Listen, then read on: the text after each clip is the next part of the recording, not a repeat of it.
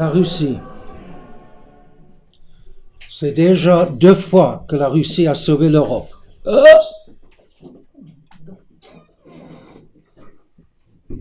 Première fois aux guerres napoléoniennes. 1812. Napoléon a envahi la Russie pour faire un nouveau monde. Il a écrit dans ses mémoires de Sainte-Hélène. C'est cité par Tolstoï dans La guerre et la paix. C'est intéressant. Je ne savais pas ça. Mais Napoléon envisageait d'inclure, de faire un contrat, une alliance étroite avec Alexandre Ier, avec la Russie, et comme ça, Napoléon et la Russie feraient le nouvel ordre mondial. C'était une ébauche du nouvel ordre mondial. Et alors, allez voir, c'est dans La guerre et la paix, cité de Sainte-Hélène, écrit par, peut-être Napoléon a invité des choses à ce moment-là, mais on cherche un motif pour son invasion de la Russie, qui lui a été assez fatal, qui a été le point tournant de sa vie, n'est-ce pas? Sa carrière, à partir de ce moment-là, était comme cassée. Il a continué, mais il était essentiellement, ça lui a coupé quelque chose. Il n'était plus le même conquérant qu'avant. Bon. Normalement, on donne le crédit de cette victoire des Russes, on donne le crédit à l'hiver, mais c'est pas seulement l'hiver. Parce que juste avant, à 30 km, 30 miles, à une certaine distance de Moscou, les Russes finalement ont fait la bataille. Les 2 armées ont accepté de faire bataille. C'était Borodino. Donc juste avant que les Français occupent Moscou. Donc en principe, si les Russes essayaient d'empêcher les Français, principalement Français, mais c'est une armée de 650 000 personnes, plus grande armée que jamais, qui a envahi la Russie et qui a été bloquée pour quelques moments juste avant Moscou parce que les Russes ont dû céder le champ de bataille, mais ils avaient infligé un coup très dur à l'armée française. Jusque-là, comme toute conquérante, n'est-ce pas? Et c'est dans La guerre et la paix, qui est surtout dédiée à l'histoire de la Russie pour cette guerre de 1812, c'est une gloire des Russes. Les Russes sont forts. Et pas sans raison. Et il dit que cette armée qui était disciplinée et ordonnée avant, jusqu'à y compris la bataille de Borodino, après est entrée en Moscou et la discipline est perdue. Ils sont livrés à looting, comment on dit, looting. Pillage. Ils se sont livrés à piller Moscou. C'était la désintégration de l'armée en tant qu'armée. Au bout de 5 semaines, Alexandre a refusé de négocier. Napoléon s'attendait à ce qu'Alexandre voulait négocier, mais l'armée russe, après Borodino, n'a pas été désintégrée. L'armée a réussi à s'évader, pour ainsi dire, et a laissé Moscou aux Français, et a attendu en dehors, grâce à ce vieux général russe, Kutuzov, que Alexandre personnellement détestait. Et alors, il a maintenu en place.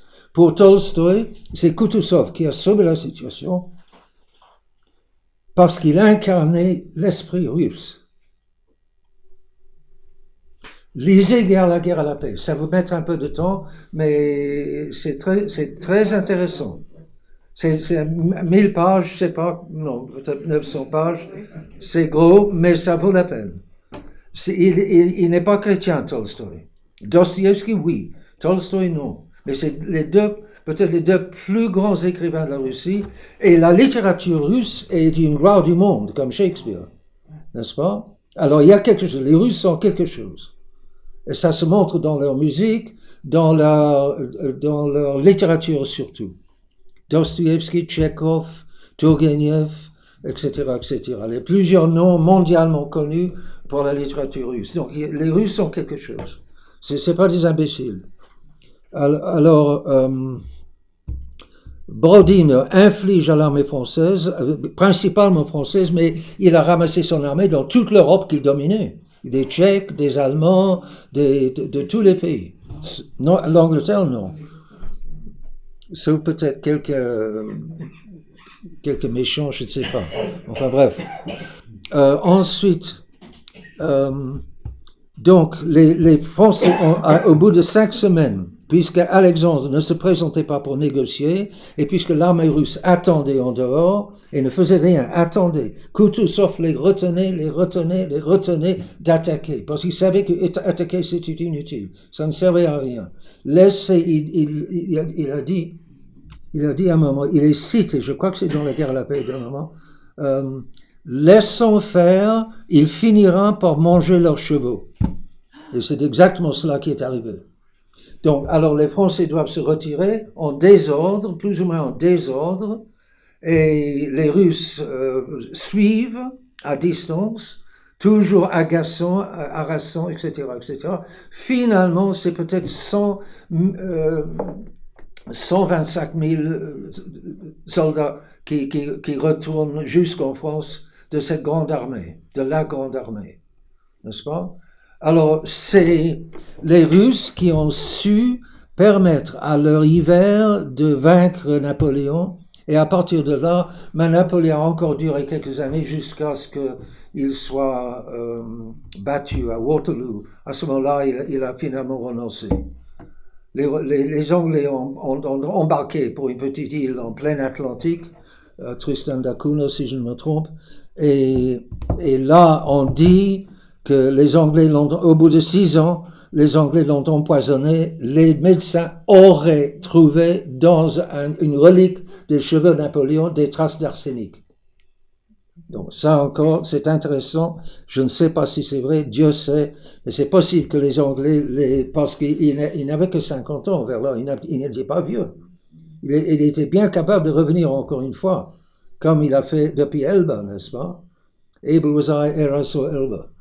Mais il est venu d'Elba. Les Français ont envoyé, vous connaissez peut-être l'histoire, si vous ne connaissez pas, c'est passionnant. Les guerres napoléoniennes. Alors, on l'a battu, par exemple, à la guerre des Nations à Leipzig, et on l'a embarqué pour une petite île d'Elba, île italienne, donc très proche de l'Europe. Il en revient, je ne connais pas l'histoire, je ne sais pas comment il a réussi à faire, et il se met en route pour la France. En France, on envoie, pas trop loin d'ici, si je ne me trompe, on envoie des généraux et des soldats pour stopper. Alors il dit bonjour les gars, et tous suivent Napoléon de nouveau. Il monte toute une armée, il repart à la guerre. Malbrousse s'en va en guerre, mais Napoléon a bien plus forte raison. Il refait la guerre, mais cette fois-ci, il est battu finalement. Il se livre, je suppose qu'il s'est livré. Il est mis sur un bateau en anglais et emporté en plein Atlantique. Et là, il a écrit ses mémoires, y inclut j'ai envahi la Russie pour faire un nouvel ordre avec le tsar de Russie. Le tsar de Russie et moi, nous ferons ensemble. Alexandre n'a rien voulu avoir à faire. Mais intéressant, et c'est quelque chose que j'ai rencontré récemment et que je connaissais absolument pas. Alexandre Ier est venu à Paris en 1814. Il était à Paris, il était avec des soldats, pas une armée en tant qu'armée, mais des soldats. Et là, c'est très rare, la Pâque d'Orient a coïncidé avec la Pâque d'Occident. Donc, il a fait célébrer à Paris, sur le lieu même où a été guillotiné Louis XVI, il a fait célébrer une grande liturgie orthodoxe. Et tous les Parisiens curieux sont venus. C'était très entouré, très solennel, et évidemment un acte de réparation pour le crime, le grand crime de la décapitation on a guillotiné là, place de la Concorde aujourd'hui, n'est-ce pas? C'est quelque chose quelque part sur la place de la Concorde. Et sur le lieu même de la guillotine de Louis XVI, il a fait célébrer une grande liturgie orthodoxe. C'était l'esprit de paix, refaire la paix avec les Français, et non seulement refaire la paix, mais contrecarrer le libéralisme. C'était le libéralisme qui a voulu se libérer du roi ouin, solennellement et catholiquement. Liberté pour la République. Nous savons ce qu'a été la République depuis. Alexandre, à ce moment-là, a monté, ou a joué un rôle très important pour monter la Sainte Alliance. Je fais appel à monsieur Jutalo. Bercla, merci bien. Excusez-moi, mais les noms.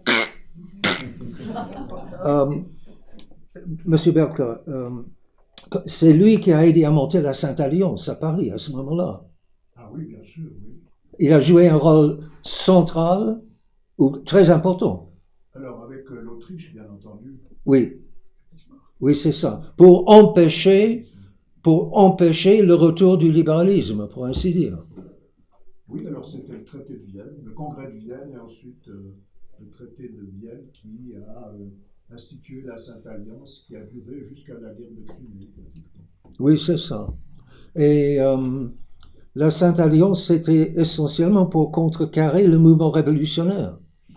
Exactement. C'est ça. Voilà. Alors là, une première fois, les Russes ont sauvé l'Europe, enfin, c'était pas indéfiniment. Comme dit M. Reclas, c'était jusqu'à la guerre de Crimée, 1854, n'est-ce pas?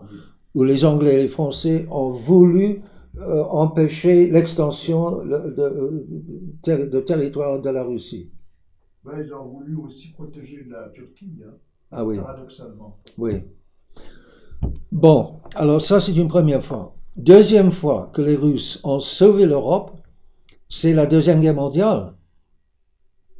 Parce que pour mettre fin au nazisme, le grand effort a été fourni non pas en Occident, mais à l'Est, où les Russes ont finalement maté la forte armée allemande.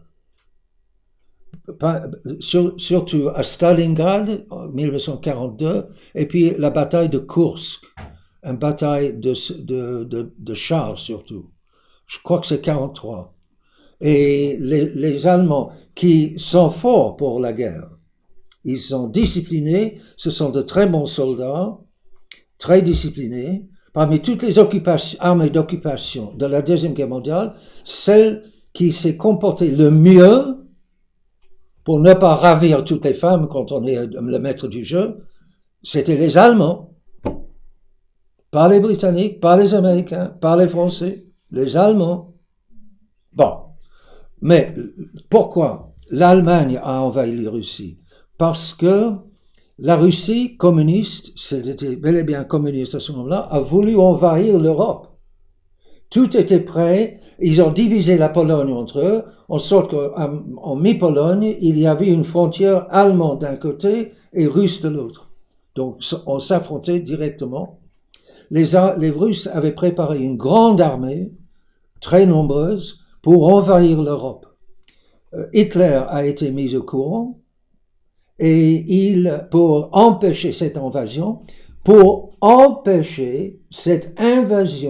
de tout le reste de l'Europe qui serait devenu communiste si Hitler n'avait pas ce qu'il a fait. Hitler a contrecarré sérieusement le communisme. Vous direz un diable contre un autre. Très bien, dites-le. Mais le fait est que celui qui a sauvé l'Europe de l'invasion russe, c'était Hitler. Et il a envahi, il a attaqué, je crois, 2 semaines avant que les Russes allaient envahir l'Europe. Et comme ça, il a empêché l'invasion. Et les Russes étaient préparés pour l'offensive, mais pas pour la défensive. Alors quand ils sont attaqués, ils ne savaient pas que faire.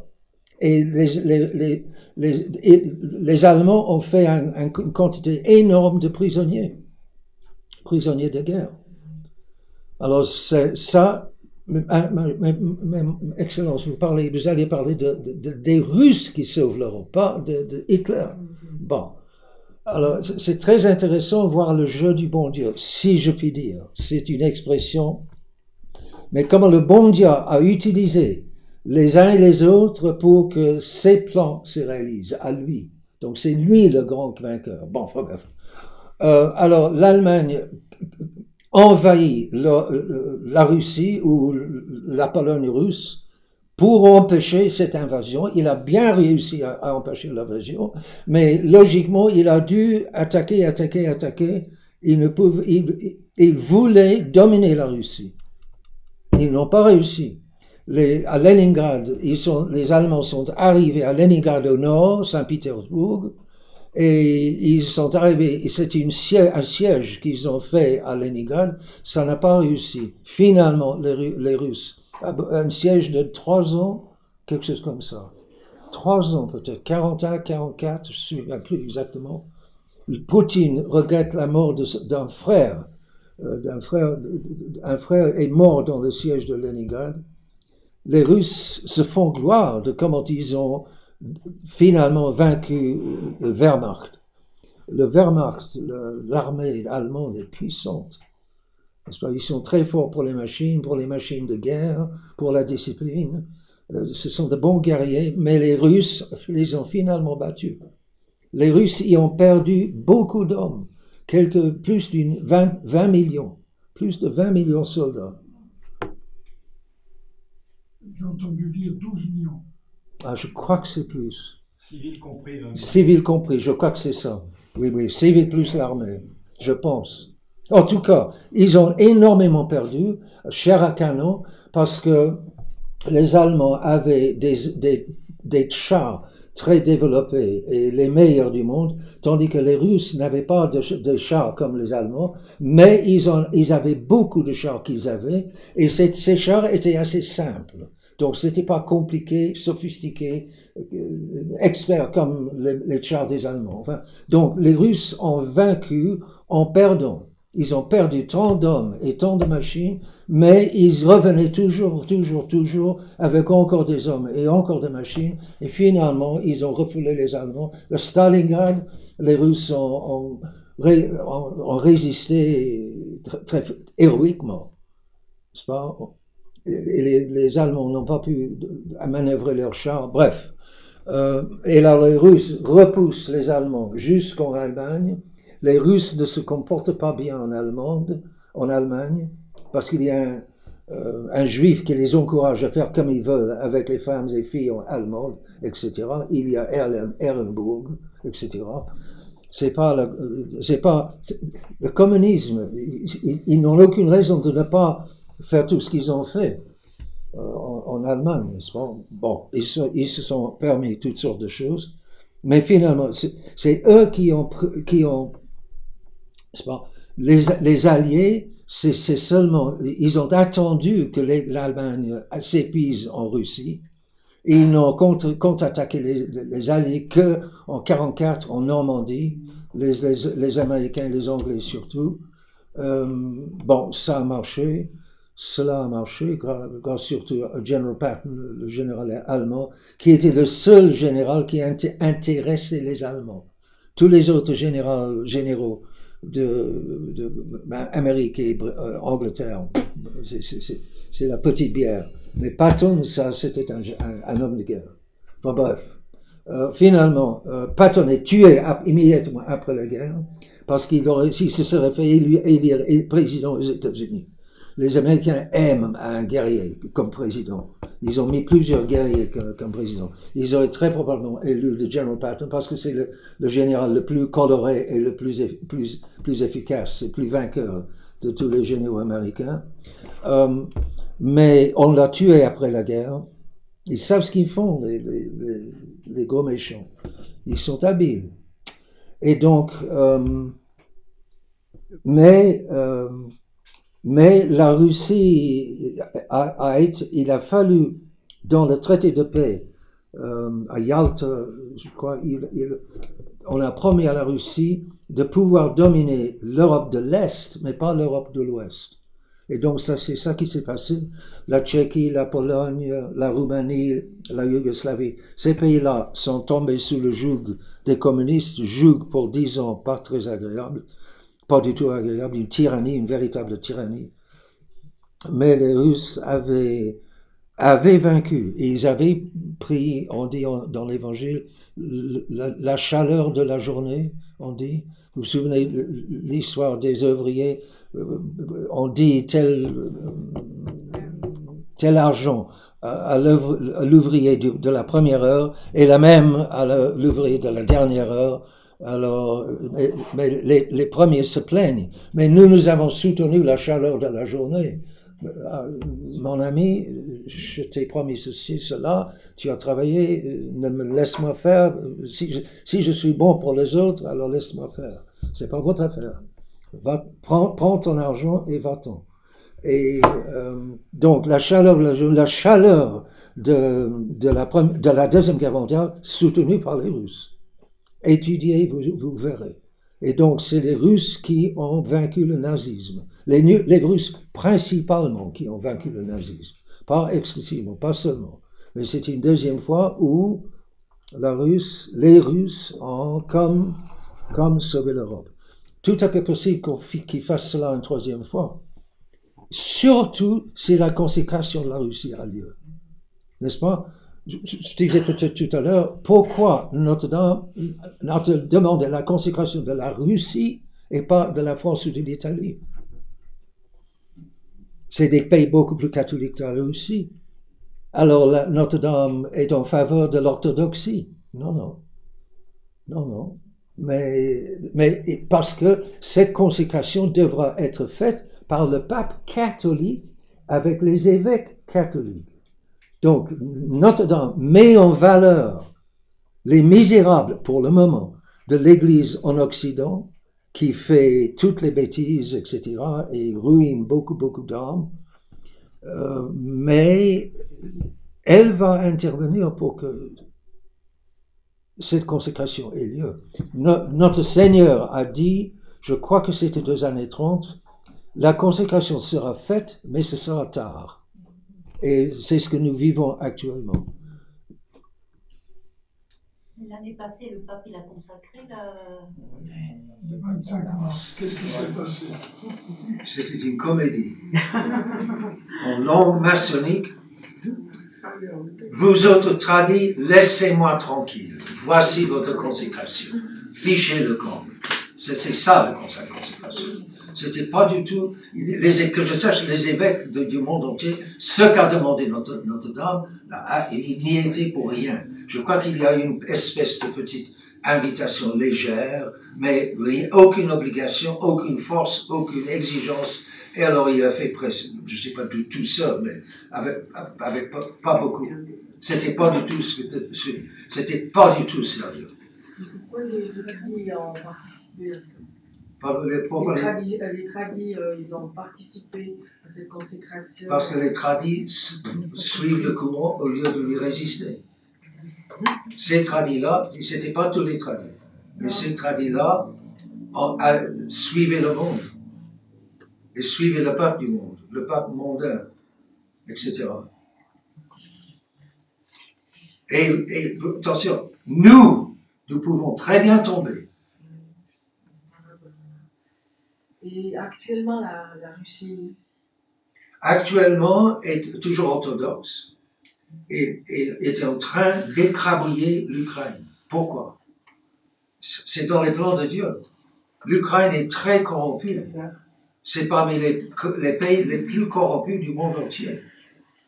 C'est le pays le plus corrompu de l'Europe. Si on dit que l'Ukraine fait partie de l'Europe, c'est le pays le plus corrompu de l'Europe. On dit que la Russie va s'en prendre à la Pologne. Si la Pologne est assez bête, si elle n'a pas l'intelligence elle veut reprendre une grande partie à l'ouest de l'Ukraine, n'est-ce pas? C'est ça qu'on dit.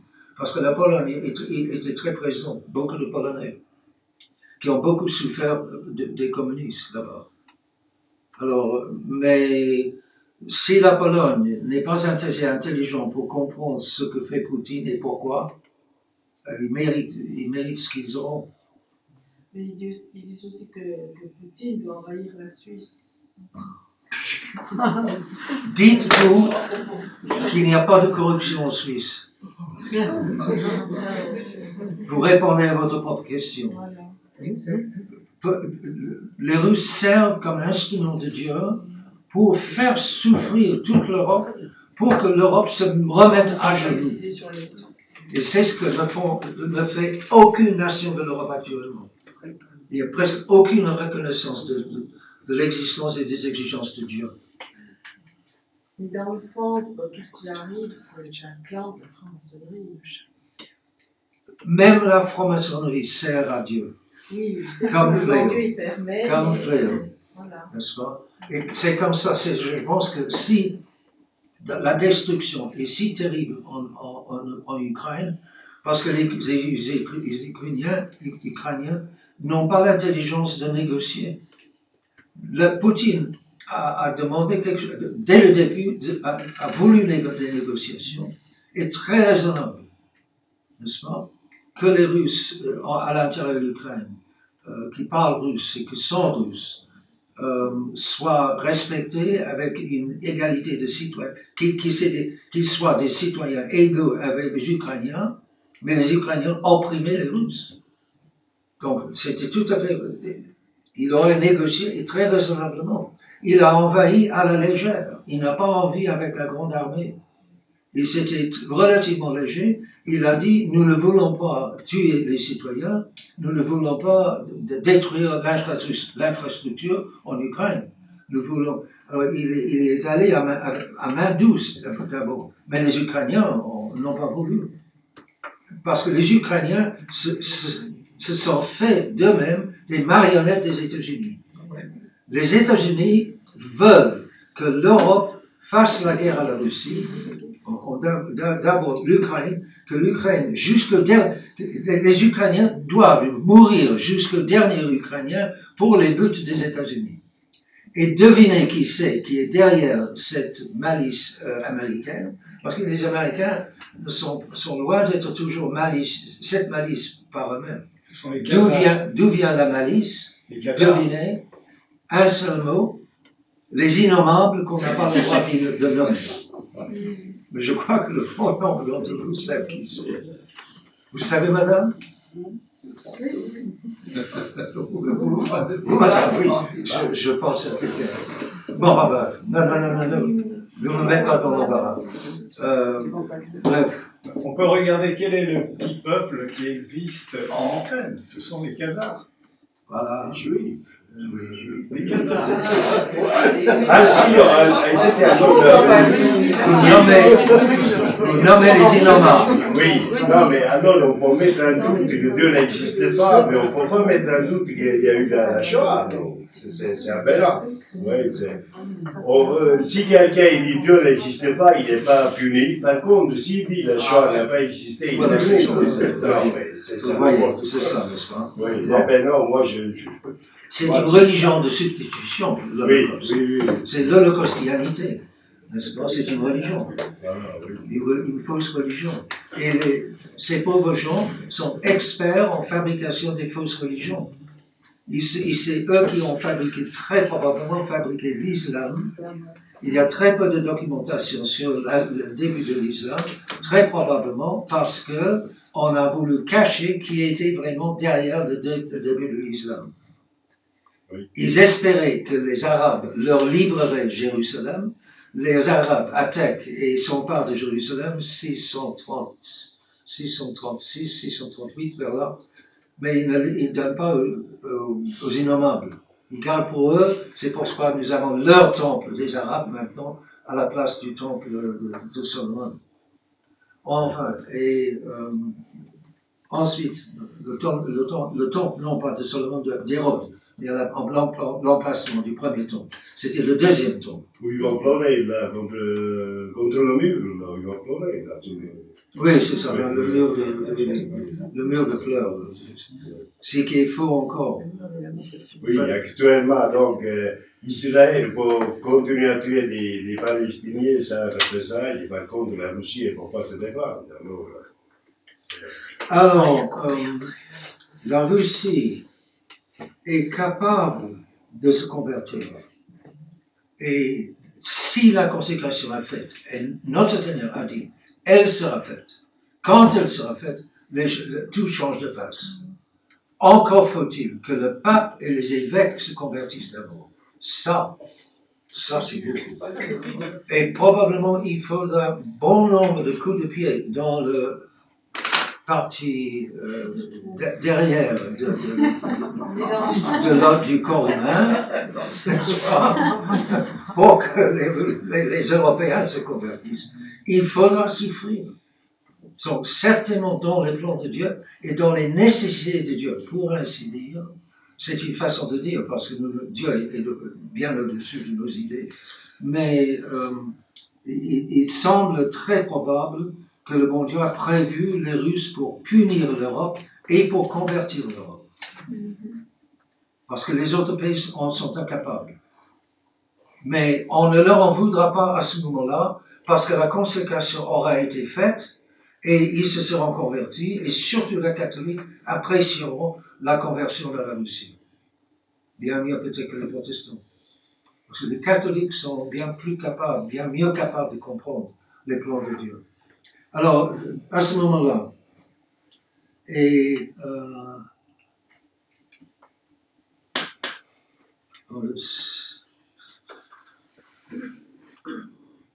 parce que c'est par la souffrance qu'on apprend.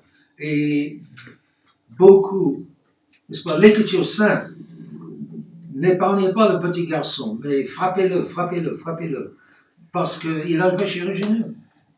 Et tous nous avons le péché originel, et tous nous avons, mais c'est malheureux, mais c'est comme ça, nous avons besoin de souffrir pour apprendre. Et alors, attendons-nous à souffrir tous, ce ne sera pas sans sens, cette souffrance. Ça viendra, c'est que le bon Dieu le permettra pour notre bien. Parce que beaucoup d'hommes, dans la souffrance, non, c'est une minorité, mais quand même, un bon nombre d'hommes retrouveront le chemin du ciel par la souffrance. Et donc, c'est ça qui nous attend. Le calendrier, on ne connaît pas. C'est un secret de Dieu. Combien d'années? Mais ce qu'a dit Notre-Dame ailleurs à Garbandal, je ne me souviens pas si je vous ai déjà parlé de Garbandal, mais là encore, il faut que les catholiques connaissent cela pour qu'ils comprennent et puissent expliquer aux autres quand cela arrivera. Notre-Dame, aux années 60 du dernier siècle, 1961 à 1965, a apparu 2000 fois à 4 fillettes de montagne, dans ce petit village dans les montagnes du nord de l'Espagne. Et par les filles, elle nous transmet une grande prophétie triple, un grand avertissement, un grand miracle et finalement un grand châtiment. Si l'avertissement et le miracle ne suffisent pas pour convertir l'humanité, alors il va falloir un châtiment. Et c'est ça qui va arriver. Nous ne savons pas en quelle année. Mais le grand avertissement sera mondial. Et pour aujourd'hui, c'est très logique. Aujourd'hui, le monde est si mauvais que beaucoup de gens pourraient paraître devant le jugement, devant le tribunal de Dieu, à leur jugement particulier, et ils pourraient dire au Seigneur, Seigneur, je ne savais pas. Mais mes parents m'ont dit c'était ok. Mes professeurs me l'ont dit, mes politiciens me l'ont dit, mes médecins me l'ont dit. Tous m'ont encouragé à faire cet avortement. Seigneur, comment voulez-vous que je suce? Je ne savais pas. Alors là, avec l'avertissement, tous nous saurons exactement où est notre âme devant Dieu. C'est une grande grâce. Parce que le jugement particulier, une fois qu'on le sait, c'est trop tard pour y faire quelque chose. Mais avec l'avertissement, on verra exactement ce qu'on verra au jugement privé, mais on ne mourra pas.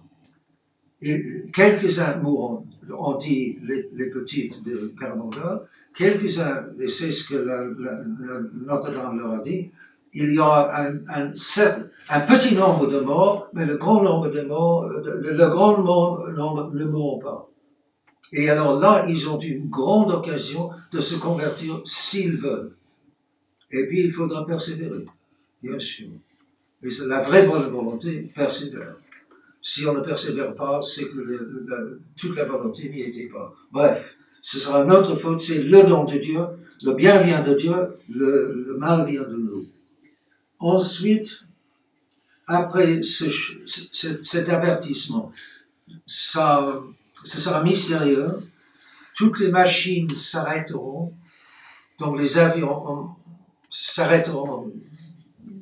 Pour Dieu, c'est un jeu d'enfant, pour nous, c'est incompréhensible, mais pour que les gens s'arrêtent quelques instants, ça durera, qu'est-ce que ça durera, je ne sais pas, Dieu sait. Mais tous nous verrons où nous sommes devant Dieu. Et c'est dans le fond une grande grâce. Si nous le prenons bien, c'est une très grande grâce. Ensuite, il y aura un certain temps après cet avertissement, un grand miracle à Garamanda. À Fatima, 1917, il y a eu le soleil qui tournait, et puis qui est apparu tomber sur la foule. La foule, ils se sont mis à genoux dans la boue parce qu'il pleuvait. Mais après tout le miracle, ils étaient complètement secs. Les vêtements étaient tout. C'est ces petites choses qui montrent. C'est pas le diable, c'est pas. Enfin bref, c'est signe que c'était bien Dieu. Alors, à Fatima, le miracle a eu lieu. Le soleil est retourné, le soleil reprend de briller comme d'habitude, plus d'effet, mais à Garamanda, ça va laisser un signe. Ça va laisser quelque chose qu'on peut voir, qu'on ne pourra pas toucher. Tout cela, si vous cherchez à l'Internet, vous trouvez, tout est à l'Internet, donc bien et en mal. Mais beaucoup de renseignements, et y compris sur Garamanda. Mettez YouTube et Garamanda, et vous aurez probablement plusieurs petits programmes là-dessus, avec tous les détails. Et donc, aujourd'hui, nous sommes à un siècle à passer depuis Fatima. Le monde est bien pire. Il faudra un miracle plus grand que le soleil, etc. Donc, et il y aura un signe laissé derrière. On ne pourra pas toucher, mais on pourra photographier. Vous allez à Fatima, un petit nombre de gens voient par un don spécial de Dieu de nouveau le tournement du soleil, mais normalement, il n'y a rien de miraculeux à voir. Et à Garamanda, il y aura, jusqu'à la fin du mois, quelque chose de miraculeux à voir. Et on pourra photographier, donc on pourra revenir à la maison avec son smartphone, n'est-ce pas? Voilà, les miracles. Y crois-tu? Non. On va voir. Et puis, si ces deux choses-là ne suffisent pas pour remettre l'humanité sur le bon chemin, il y aura le grand châtiment. Mais au châtiment, personne ne pourra dire « je ne savais pas ». Tous auront su, et le péché professionnel, et le miracle, le bien et le mal, le bien de Dieu, le mal de nous autres. Tous auront pu se convertir. Alors, gare à nous si nous ne profitons pas. Alors ça encore, ça correspond à notre situation actuelle. Parce que, comme je disais, beaucoup, aujourd'hui, nous pourrions dire nous ne savions pas, mais après cela, on sait. On ne pourra pas ne pas savoir. Donc ça aussi, c'est pour l'avenir immédiat, l'avenir proche. Peut-être, et puis la Troisième Guerre mondiale, évidemment. parce que les États-Unis sont instrumentalisés. Attention, et c'est pas comme si tout Américain a eu un pistolet à la tête pour le faire accepter de guerroyer l'Ukraine et le monde, pour guerroyer les Russes, n'est-ce pas? Non, ils ont consenti sans être forcés. Ces pauvres gens de cette race innommable ne sont pas le premier problème. Le premier problème, c'est le manque de foi des privilégiés de Dieu, de la race élue du Nouveau Testament, les catholiques. Et la charité aussi. Oh. Et c'est notre faute, avant la faute des Juifs. Les Juifs sont bien en faute. Ils organisent très bien le mal. Ils sont doués pour. Ils veulent le faire, c'est leur affaire, mais ils ne nous braquent pas un pistolet. Donc c'est notre faute si nous suivons leurs idées, leurs desseins, leurs plans. Si nous étions ce que nous devrions être, nous ne suivrions pas. Donc, ne maudissons pas les Juifs, c'est pas le problème central. Tertullien, un père de l'Église, jusqu'à sa chute, il est tombé dans l'hérésie du montanisme, parce qu'il était trop entier, il était célibac, n'est-ce pas? Le célibacantisme de son temps, et cet excès de zèle qui fait qu'on perd son équilibre et on perd le tableau. Alors, Tertullien disait la foi des catholiques et le pouvoir des juifs sont comme les deux pans d'une balance, n'est-ce pas? Plus il y a de foi, moins les Juifs ont de pouvoir. Mais moins il y a de foi, et plus ils ont de pouvoir. Et ils n'ont que le pouvoir qu'ils ont parce que les catholiques n'ont pas la foi. Donc c'est à nous. Et donc, mes chers amis, priez le chapelet, et non seulement le chapelet, mais si vous avez le temps, et là, on dit en anglais, where there's a will, there's a way. Là où on veut, il y a moyen. Là où on veut, mais il faut savoir ce qu'on veut. Nous voulons la consécration de la Russie et le salut des âmes et le salut de l'Église. Alors il faut prier pour cela et utiliser le chapelet ou le rosaire pour cela. Et prier tous les jours le rosaire, 15 mystères, c'est très fort. Pour se protéger, pour maintenir la tête au-dessus des ondes, n'est-ce pas? Nous vivons dans un océan en furie. L'océan est déchaîné. Et c'est difficile de vivre en catholique. Mais je pense qu'il y a le meilleur moyen, si on se sent trop faible, etc., le meilleur moyen et le moyen de la Très Vierge, c'est le chapelet ou le rosaire. Et mettez-vous, si vous pensez que vous-même, vous n'avez besoin de prier pour vous-même, parce que vous êtes déjà sainte, vous êtes catholique, et vous êtes tradie. N'est-ce pas? On mérite d'être encensé pour être tradie, n'est-ce pas? Et puis pas seulement tradie, mais res tradie, ou tradie de la résistance. Alors ça, c'est la crème de la crème. Moi, je suis la crème de la crème.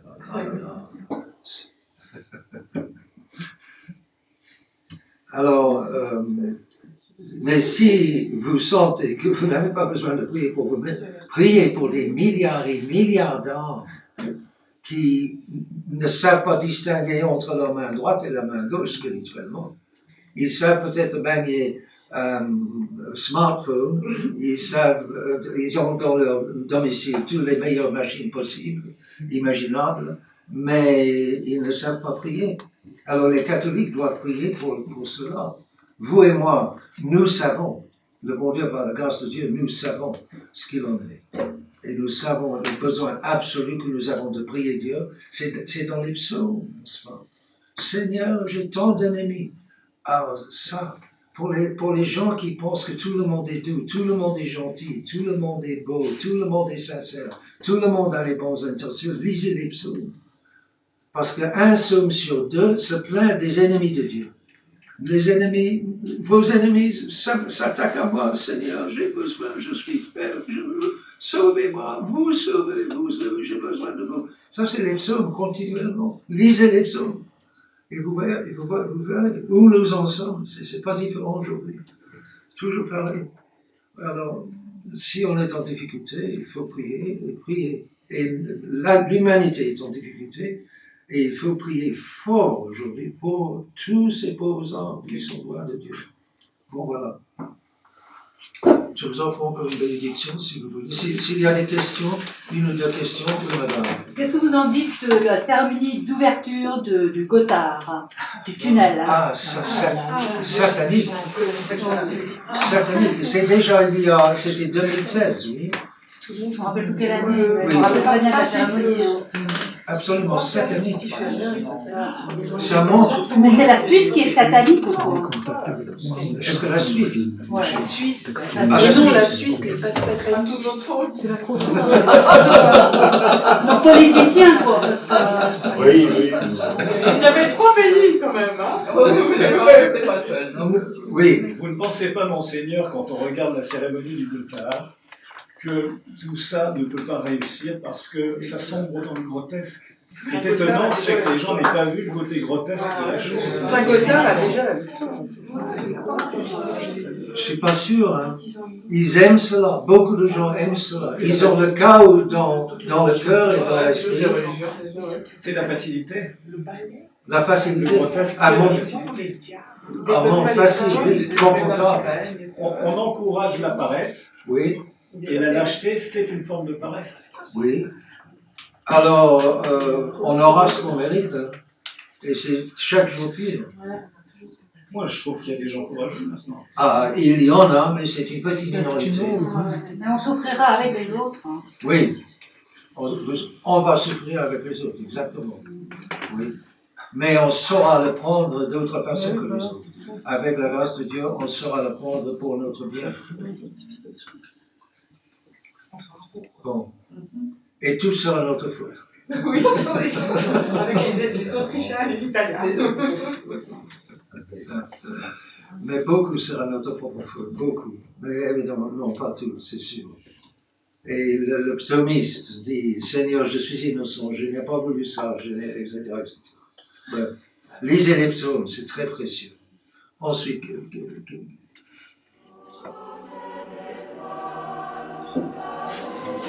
bénédiction Patris, et Filius, et Spiritus Sancti, le chef de ce gouvernement sur le planète sanitaire. Amen.